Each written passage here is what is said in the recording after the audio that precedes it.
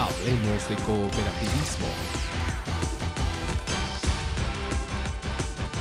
Muy buenos días, queridos amigos. Bienvenidos a este su programa Hablemos de Cooperativismo. Le tenemos bastantes noticias y también información acerca de las cooperativas. Yo soy Mari Carmen Alarcón y nosotros aquí comenzamos.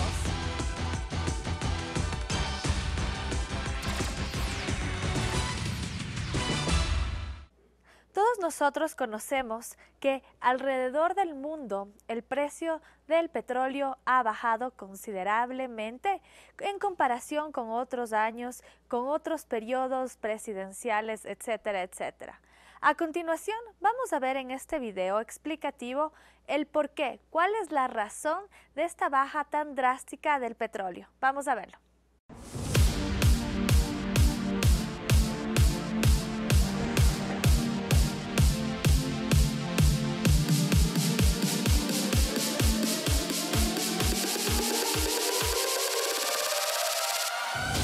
Adivinen cuál es el país que produce más petróleo en el mundo. ¿Arabia Saudita? ¿Irak? ¿Irán?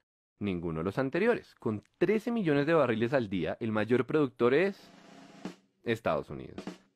La coronación es reciente y es una de las razones por las que se ha caído el precio del petróleo. Estados Unidos está comprando menos porque está produciendo mucho más. Y todo esto tiene un responsable: el fracking. ¿Qué es el fracking?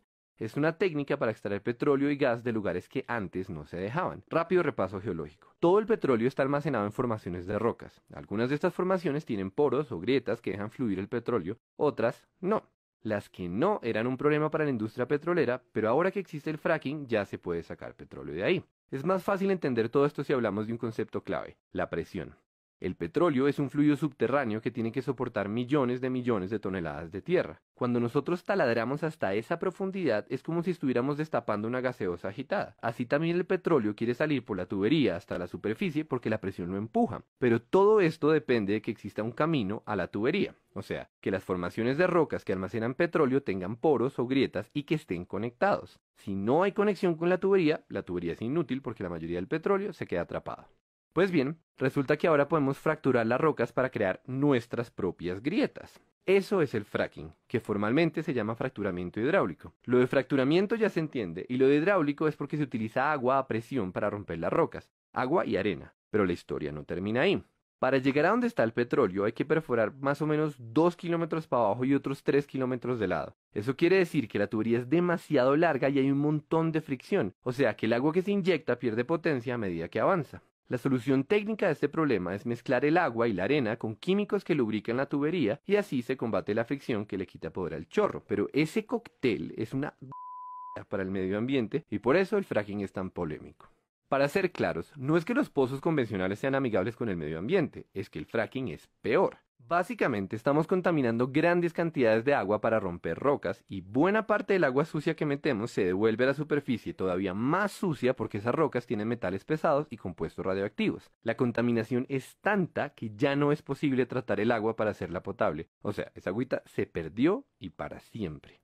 Entonces, ¿qué se hace con el agua sucia? Lo usual es que la entierren muy profundo, el equivalente industrial a meter mugre debajo de la alfombra, pero hay un problema, o más bien varios. Resulta que en el subsuelo existen reservas de agua potable y si el agua sucia del fracking llega a mezclarse con ellas, tenemos un desastre ecológico tremendo. Por supuesto, la industria petrolera y los que ponen las normas toman un montón de precauciones para que no ocurra esto. Por ejemplo, los pozos tienen un revestimiento de cemento y tuberías adicionales con el objetivo de evitar que el agua contaminada se filtre hacia otros lados. La pregunta es si estas medidas son suficientes y esa pregunta es particularmente relevante en Colombia, teniendo en cuenta que las normas se basan en estudios que fueron hechos en Estados Unidos, y acá la geología es diferente y poco estudiada. Mientras que en Estados Unidos las reservas de aguas subterráneas no pasan los 400 metros de profundidad, en Colombia ya extraemos agua potable a 1500 metros. Esa diferencia hace más asustadores dos de los tres problemas que tiene el fracking. Problema número 1. Las grietas causadas por esta técnica recorren el subsuelo de forma impredecible.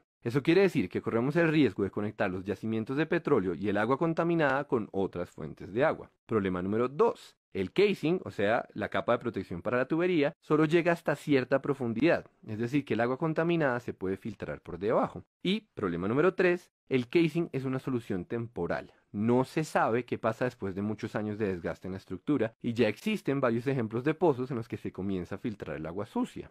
Y entre paréntesis, también se ha hablado de la asociación del fracking con el incremento de temblores, pero se argumenta que en los pocos casos en los que ocurre las magnitudes son despreciables.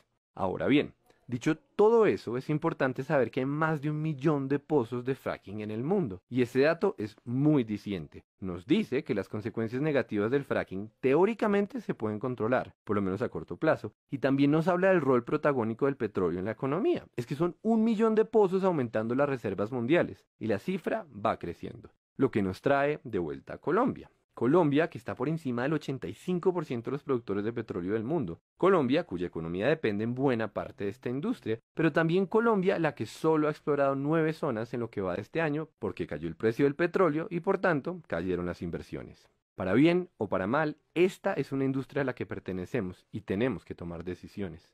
Es claramente un problema de costo-beneficio. ¿Vale la pena asumir el riesgo de que se debilite el sector petrolero? O, dicho al revés, ¿será que vale la pena asumir los riesgos del fracking? La respuesta no es fácil y no queremos decir que la tenemos, pero conviene aclarar una última cosa. Como el fracking es mucho más costoso y como el precio del barril está tan bajito y como la industria petrolera en Colombia está alicaída, se está hablando de incentivos tributarios para el fracking. O sea, el país recibiría menos plata usando esta técnica que usando la tradicional. Entonces, de nuevo, ¿vale la pena?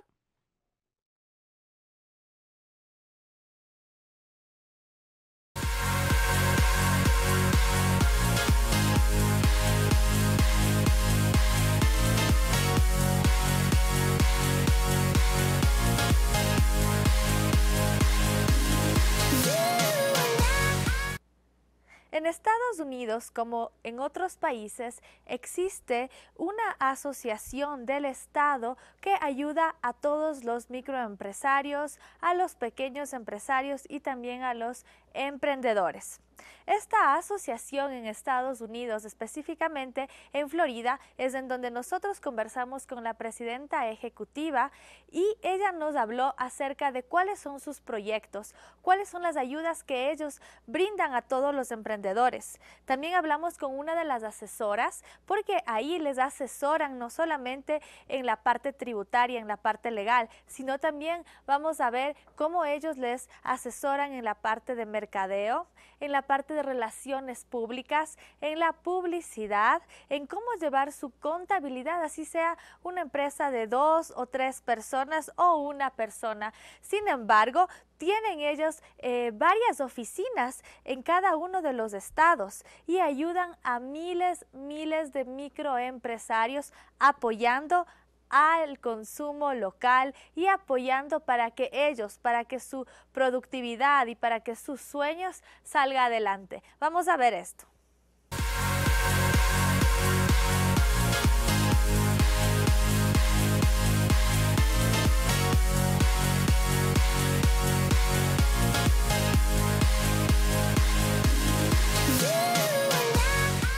Bueno, yo soy la directora del programa en este sentido del área de la Florida en la parte sur.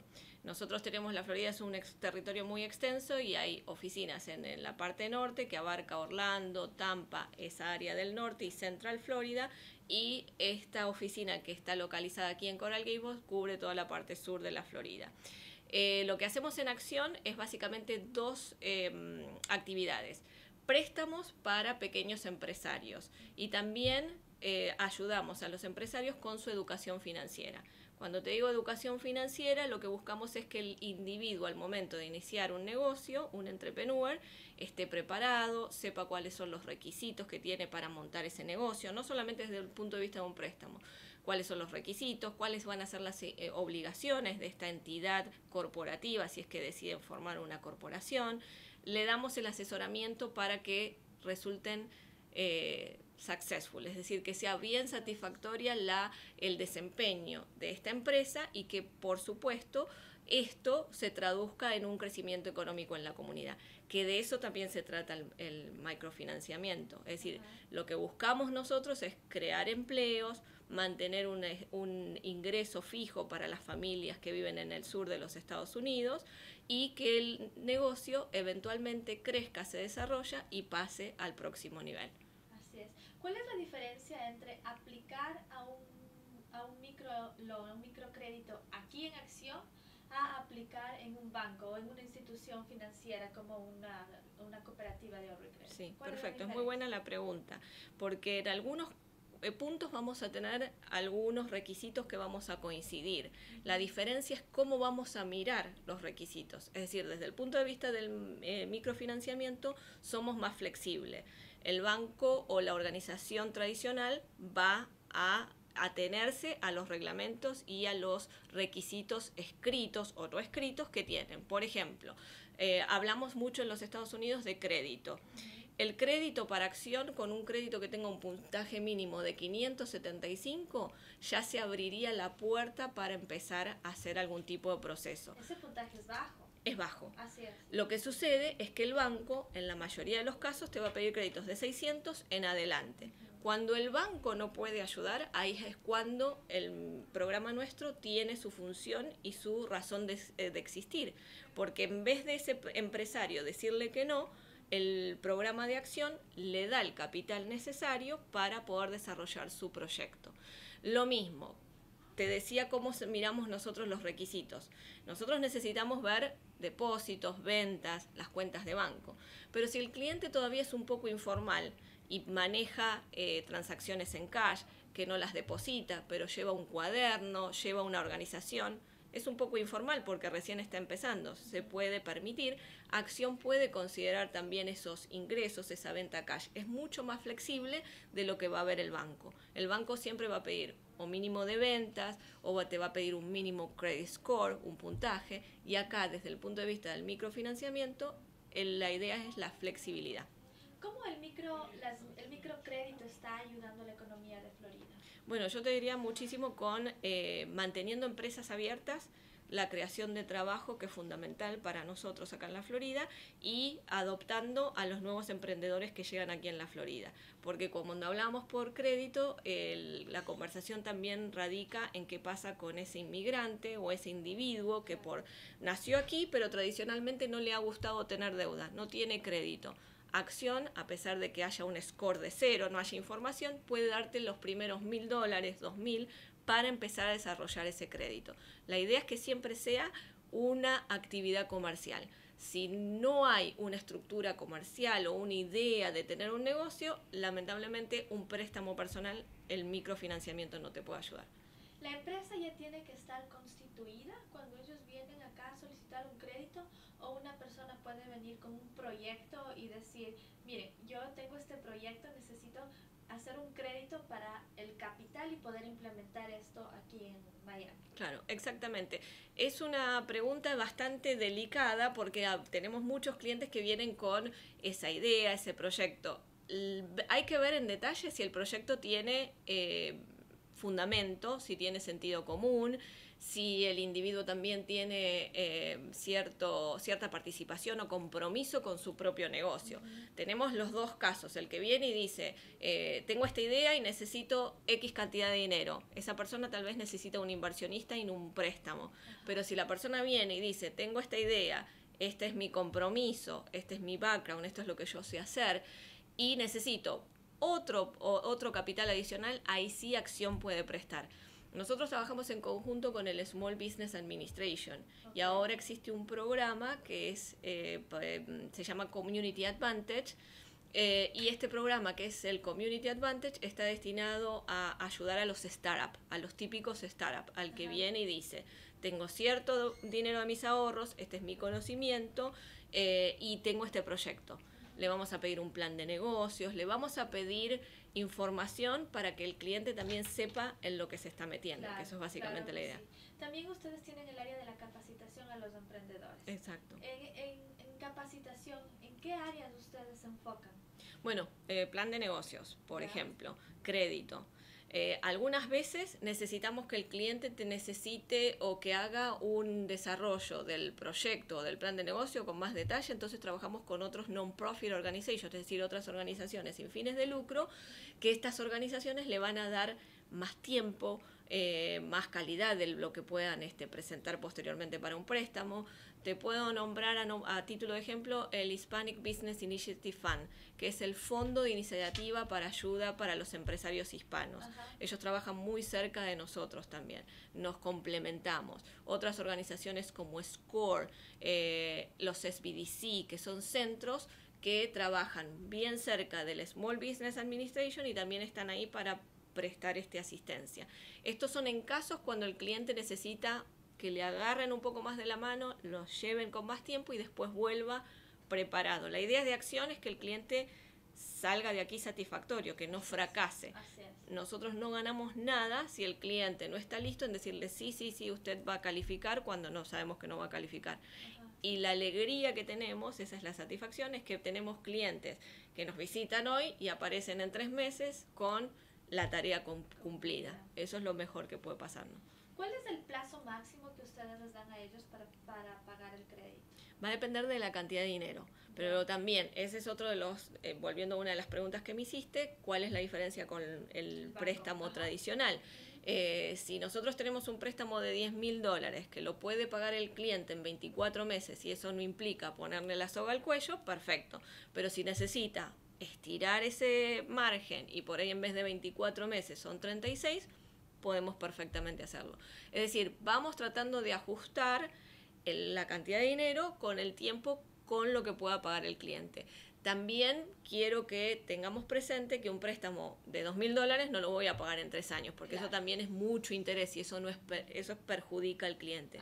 Es decir, lo que hace Acción es tratar de balancear el pago que pueda hacer y evitar que pague también demasiado interés en un préstamo prolongado. La ventaja que tiene Acción es que no tenemos penalidad por pago temprano y que el interés no acumula. Es decir, que si al cliente necesita $5.000, $3.000, $10.000, $25.000, $30.000 para un respiro, por así decirlo, o para hacer frente a una orden, a comprar productos, es temporada alta y necesita este dinero y después no lo necesita más, lo que nosotros siempre sugerimos es que lo tenga por 6 meses para hacer historial de crédito, mínimo, no es obligatorio, lo puede cancelar en un día si quiere, pero por lo menos hizo historial de crédito. Entonces esa es la importancia que le damos nosotros y la flexibilidad, que es el concepto que yo te mencioné varias veces, para que el cliente maneje a su comodidad el préstamo también. Basándonos en tu experiencia con emprendedores, ¿qué es lo que crees que un emprendedor debe tener para ser exitoso? Mucha paciencia para empezar, estar preparado, preparación es cierto, tiene que estar dispuesto también a conocer el producto, los competidores, el servicio que va a prestar. Lamentablemente tenemos muchos clientes que vienen ya cuando están en el medio del mar, por así decirlo, ya que estamos en Miami, si estamos cerca del mar, y los está por agarrar la tempestad. Por ejemplo, quieren abrir un bakery, una panadería, un lugar para hacer sus pancitos, sus cositas dulces, y se quedaron sin capital. ¿Qué pasó con ese cliente? No se preparó. Entonces le faltó el dinero porque el bakery no abrió en tiempo, los permisos no estuvieron en su lugar. Entonces siempre, fundamentalmente, preparación es la clave del éxito en este caso. Porque un crédito malo, si lo preparás y lo pones un poquito mejor, en unos meses lo tenés en el score que necesitas y podés acceder a intereses mejores. Las cuentas de banco, si no las sabes balancear, podés prepararte y en 2 o 3 meses hacer algo lindo, bonito. Yo siempre hago la misma comparación. Cuando nosotros vamos a hacer ejercicio y no estamos en estado, nos va a costar muchísimo correr. Pero si nos preparamos y estamos en estado, no habría problema. Lo mismo, tenemos una fiesta, una boda, y sé que me voy a poner un vestido que hace tiempo no lo uso, me lo pruebo antes, y si necesito hacer un poquito de dieta, ya sé qué tiempo me va a llevar y cómo me voy a poder poner. Esto es lo mismo, es como ponerse un vestido, es como salir a hacer ejercicio sin entrenamiento, es exactamente lo mismo. Muchas gracias. No, gracias a ustedes por la visita, la verdad que muchas gracias, un placer conocerlos. Gracias.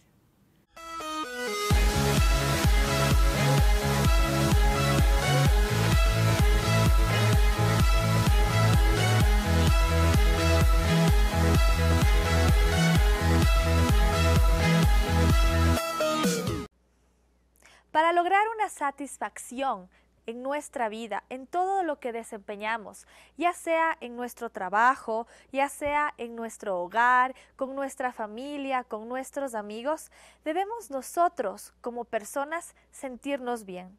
Debemos tener nuestra autoestima muy elevada. Debemos querernos mucho. Debemos saber respetarnos y saber cómo respetar al resto de las personas. Tenemos que comprender que en la vida todo nos va a salir bien si confiamos, si creemos en nosotros mismos. Es así que en esta ocasión Rodrigo Vázquez nos va a dar una charla bastante interesante acerca de cómo nosotros nos podemos motivar, de cómo podemos tener nuestra autoestima muy elevada para poder continuar en nuestra vida.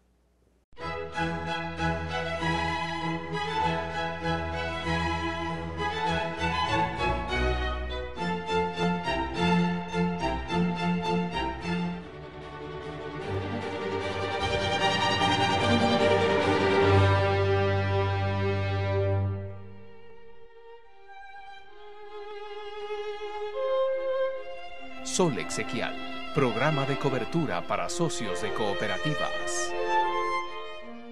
Buenos días. En el domingo anterior iniciamos una serie de reflexiones sobre buen vivir, sobre buenas relaciones, sobre armonía. Porque hablar de cooperativismo no es solo hablar de los principios cooperativos, de normas administrativas o financieras, sino hablar de buen vivir, de buenas relaciones, de buenas...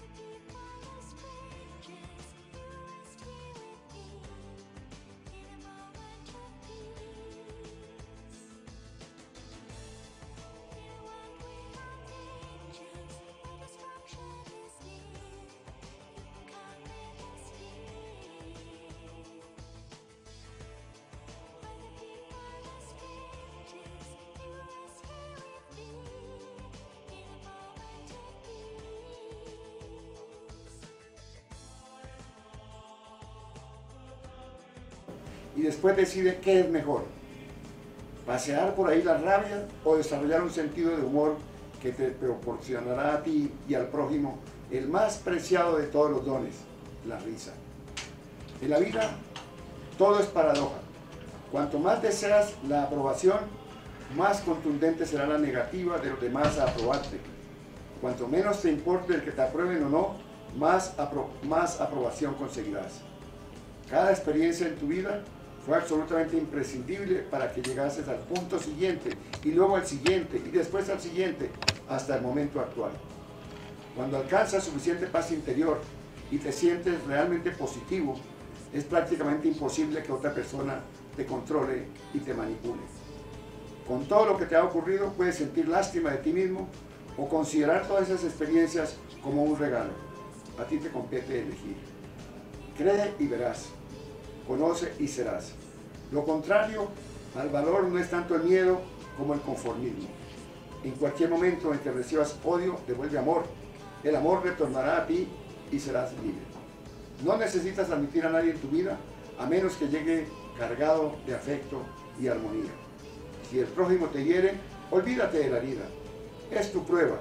Si la dejas seguir su curso, encontrarás serenidad. La persona que te devuelve la mirada desde el espejo es ante la que tienes que responder todos los días. Si eres el amor, si vives el amor y lo repartes, habrá siempre tanto amor en tu vida que no sabrás qué hacer con él. Vive, sé tú mismo, disfruta, ama. Buenos días.